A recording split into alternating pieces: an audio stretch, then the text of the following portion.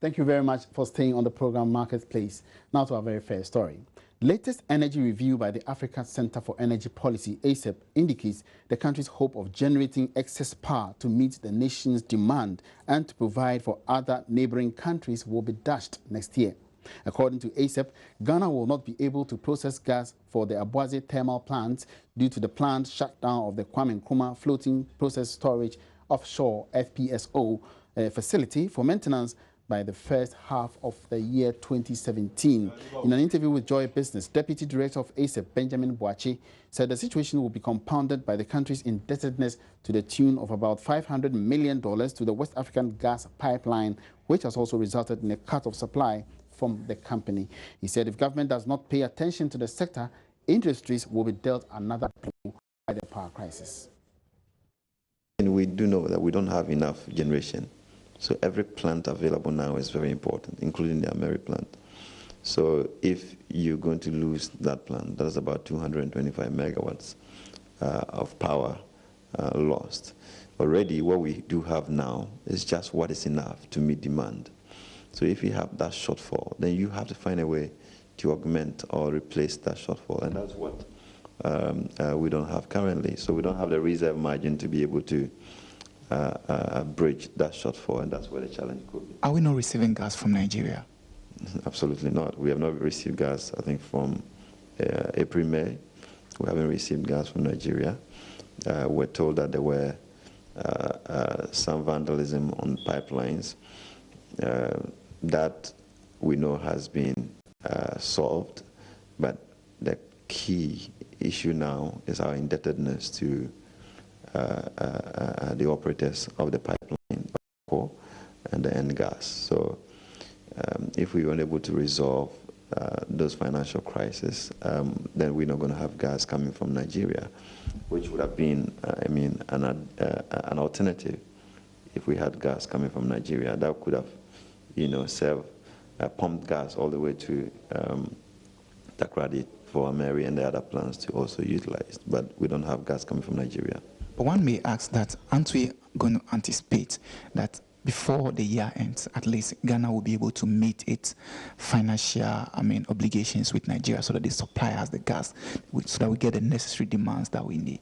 How do we anticipate? It's for government to promise that he's going to deliver, and that is why we're highlighting it. Government keeps promises.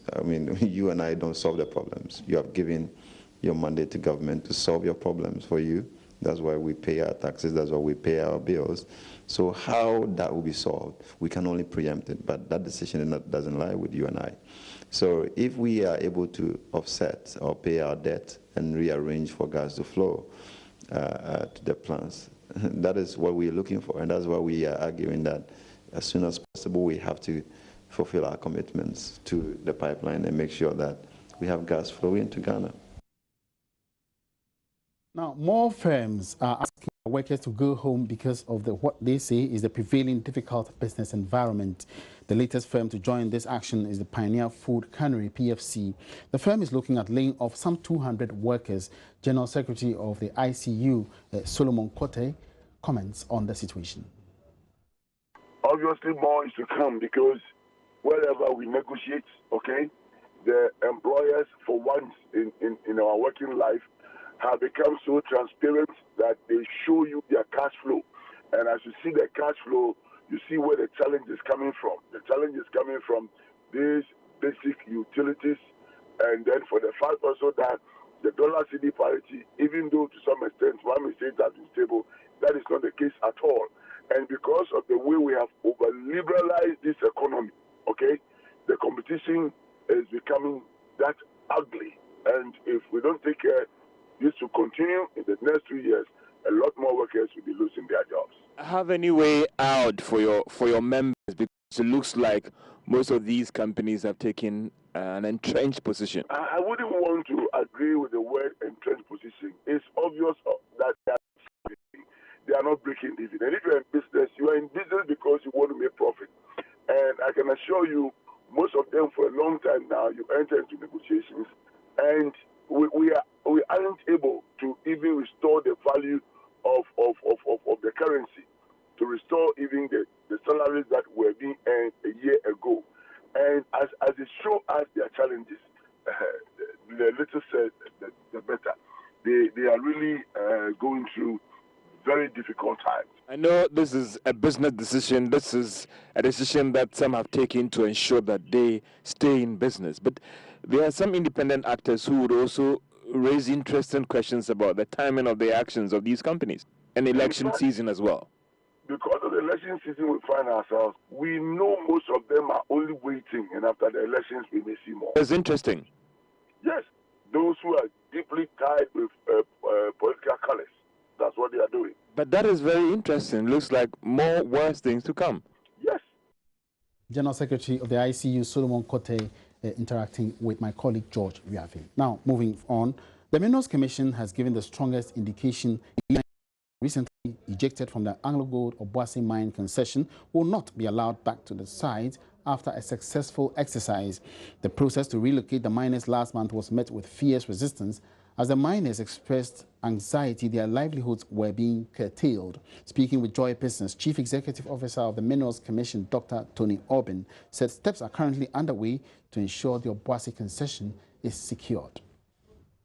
All the illegal miners have been removed from the Obuasi mine, the main mine, all of them. When was that? That was done, I think, by last week. My report was that all of them. And this has been collaborated by AngloGold Ashanti. So you mean it's been corroborated by? Yes, it's been collaborated by AngloGold Ashanti. So the illegal miners have now completely evacuated to the areas that were prepared for them. So I'm happy that our plans work. I'm really, really happy because the objective was to move them without losing 1 pint of blood, not a single drop of blood. And we have achieved that. I think much as this shouldn't have happened in the first place, at the end of the day, we have solved this problem without any bloodlet. And they are not going to go back? Well, we hope so, because we need to secure. The company must secure the place, and then with the support of government, hopefully they won't go there again. I know AngloGold Ashanti is now fencing its area and making sure that its security operates in a way that will not allow them to go there. I believe that elections will be over, and anyone who tries, and I think the miners themselves know, they are very strategic also. So the good news is we have been able to successfully move them outside the operational area. This is on the marketplace now. Moving on. The Commander Sugar Factory, which was shut down shortly after it was inaugurated early this year, has resumed operations today. Management of the company said it will require about 185,000 metric tons of sugar cane for a full-year production cycle. For now, officials say they can be assured of only 45,000 metric tons of sugar cane, which they say should run out by April 2017. My colleague Manasseh Azure has more in this report. 30th this year, President John Mahama commissioned the Commander Sugar Factory, a project he promised would provide jobs for 7,000 people. The factory was closed down for maintenance shortly after commissioning. Joy News' visit to the factory last month saw works still ongoing. The factory area was overgrown with weeds, and the $35.5 million factory was yet to be fenced. The management of the factory says it is ready to start production on November 29, but the actual production of sugar would start in the first week of December.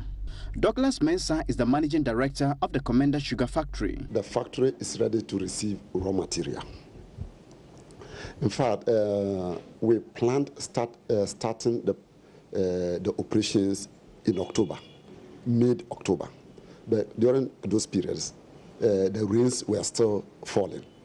You know, one problem with sugar cane is that when it is raining, you don't harvest it. Otherwise, the sucrose content will reduce drastically. According to him, the factory will shut down for a 3-week maintenance after 2 months. The success of the Commander Sugar Factory will depend largely on the availability of raw materials to keep it running. I can only tell you what I can harvest between this time and April.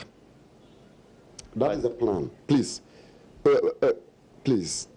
Because our plan is that to produce from this time up to April, the 45,000 tons will be there. But from April onwards, you are not very sure of what you have now. From April onwards, I cannot tell you exactly what we'll be having, but at least we can budget for something. He said the factory will need about 185,000 metric tons of sugarcane for this production year. For now, the factory is sure of 24% of that target, but hopes that some sugarcane will be harvested after April. In June, the government announced a $24.5 million Indian Exim Bank loan to help in an irrigation project to grow more sugarcane. This money is yet to be accessed, but the company is taking steps to start a plantation to augment the supply from farmers. We have money for other, we have operational expenses, we have other things, and we have source for funds, and we have gotten it, everything is ready. How much are you investing in this project, at least for the next 1 year or the next production season, and how much do you intend to gain out of it? Manasseh, I said, I have just given you you see, financial issues, for me, I don't want to put them outside. But I've just given you that we have enough to take our operations. And tell you the gross, the gross margin. Please. Speaking about specific figures, yes, because an estimate. No, you see, our P&L shows a gross margin of about 27% profit. Yeah, the gross margin profit. So it's profitable. The business is so profitable that I cannot even, when you compare what people are saying outside to what on books, what we have done. Meanwhile, management of the Commander Sugar Factory Company Limited is entreating existing sugarcane farmers and new farmers to see the opening of the Commander Sugar Development Company as an opportunity to expand and cultivate more sugarcane, not only to feed the factory, but to enhance their living conditions. Now, joining us on the phone lines now is our correspondent from the Central Region, Richard Kojo Nyako, to bring us up to speed with development at the official commissioning of the factory. Good afternoon. Welcome to the marketplace, Richard. Good afternoon. Now, could you give us a picture of what has taken place at the factory today? Well, a point of clarification, this is not the commissioning, but this one is the commencement of work or production after it was suspended about 3 months ago. And they told us that the machines were going to start. But as I find myself here, I can hear no noise. I can also see no sugarcane that have been loaded at the frontage of the sugar factory. All I can see are vehicles that are carting woods to the factory. I can also see some workers also going about their normal duties. I've seen one, the communication director of the Commander Sugar Factory. Good afternoon, sir. Good afternoon. Now, tell us why the machines are not working now. I think you did not come early. That's why you didn't hear the noise of the machines, because we started the machines. Then later, what we need to do is to power the boiler before we generate the steam and power the turbines, before we can start crushing. And this is all part of the process, the production process. So as you can see, by 4 p.m., we'll start the boiler. And for how long is it going to be on? Because you said that I didn't come early in the morning and now it's not working. So for how long is it going to be on? Is it an on and off process? No. Before we start the boiler, we needed before we start the boiler. That's what I said. That was the first thing. And now we are waiting to start the boiler. We've pumped all the water to all the tanks and everything. So we've packed the firewood. And as you say, you can see people cutting the firewood here. And these are all part of the production process. So by 4 p.m., we'll start the boiler before we generate the steam to power the turbines. Then we are hoping later by Friday, we'll get a signal so that we can start crushing of the sugar cane. Okay. How come you can't see any sugar cane at the premises of the sugar factory? That is why I'm saying that by Friday we'll crush the sugar. You know, sugar cane has the period that if you don't take care, you may lose the sugar's content in the sugar cane. Because after 6 hours, we may lose drastically because we need the sugar content. It's not the sticks that we need. we need it. Even not all the juice, but the sugar growth in the juice.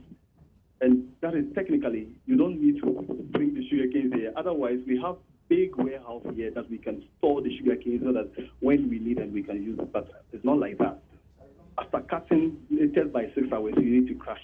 That's why we want to get a signal that the machine is ready to receive the sugar canes before we order our men in the field to bring the sugar canes to the cane yard. My final question: I've seen the nursery, the sugar cane nursery.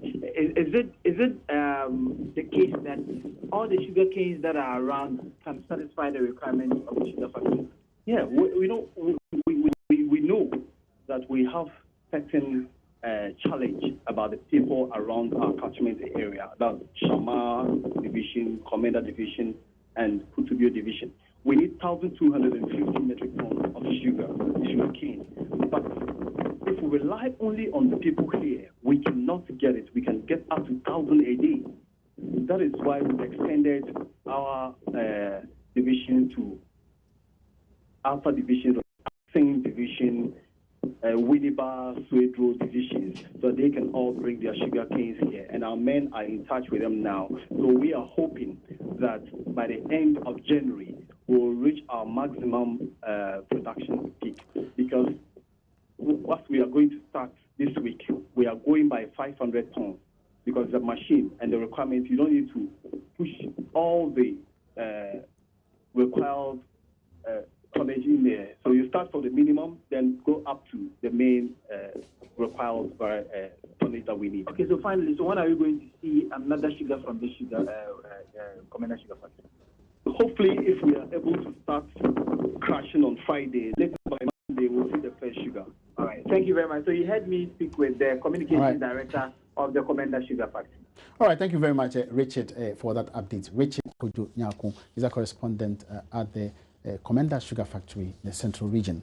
Moving on, the Minister of Trade and Industry, Dr. Ekospio Gabra, has emphasized improved agricultural technologies as the main focus for strengthening of bilateral trades between Ghana and Israel. Israel is known to be a major exporter of fresh produce due to its advanced agricultural technologies. In an interview with Joy Business at the inauguration of the Ghana-Israel Business Chamber, the Trade Minister said acquiring noted technologies will help enhance the performance of the agri sector, which remains a priority area to Ghana.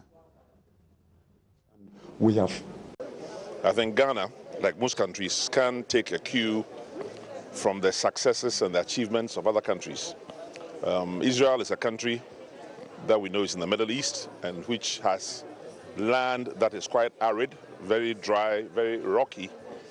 And yet, through especially irrigation and very sound scientific applications to agronomy, they happen to have some of the most successful agricultural outputs in the world in terms of yield per acre, how much you can get out of 1 acre by way of some vegetables or tomatoes and so forth. And partly due to their traditional successes in agriculture, it is our view here in Ghana that Ghanaian farmers and Ghanaian agriculturists could benefit from technology exchange and best practice education from the Israeli agricultural sector. So it's a partnership that we look forward to developing and hoping that many Ghanaian businessmen and women in the agro sector will look to such Israeli success stories for a good role model and for examples they can emulate. And still staying in the agri sector, it has recorded no foreign investments in the third quarter for the year, while its performance is still on the decline over the years. As part of efforts to step up investments in agric, the Ghana Investment Promotion Center, GIPC, is advocating agricultural-based research, which it hopes could turn around the fortunes of the sector. The need for an agricultural investment plan that will yield meaningful returns to the economy has become crucial. Statistics indicate growth in the agricultural sector has declined over the years, recording a growth of just 0.04% in 2015 from 4.6% in 2014. The poor performance could also be attributed to relatively low foreign investments. To this end, the Ghana Investment Promotion Center is encouraging more research into the sector aimed at exposing investors to several opportunities. Speaking to Joy Business at a seminar in Accra, the Chief Operating Officer of the GIPC, Carl Nelson, explained how agricultural-based research could change the story of the sector. The GIPC has realized that there's a need for research findings to be made available to people in practice or in business where the research findings are needed. Now, we also realize that researchers themselves need to be informed about the issues that crop up in business, issues on which they can research for problem solving or for improvement in current practices, right? So we realize that because of that, we have part of our functions being to facilitate and promote business for the development of the economy of Ghana. This is one way we can put that function to practice, and therefore we are bringing them together to improve yield or to improve practice on the production side, and also to improve the quality of research, because communication with people in practice will tell the researchers where to direct their research for improvements. Meanwhile, senior research scientist at the Council for Scientific and Industrial Research, Dr. Grace Balfrey Aku, is calling for more support to enable agricultural research scientists come out with appropriate information that will be beneficial to investors. We believe that entrepreneurs, governments, and other stakeholders should invest in agriculture. In our research, and should invest and use it, upscale, and promote them.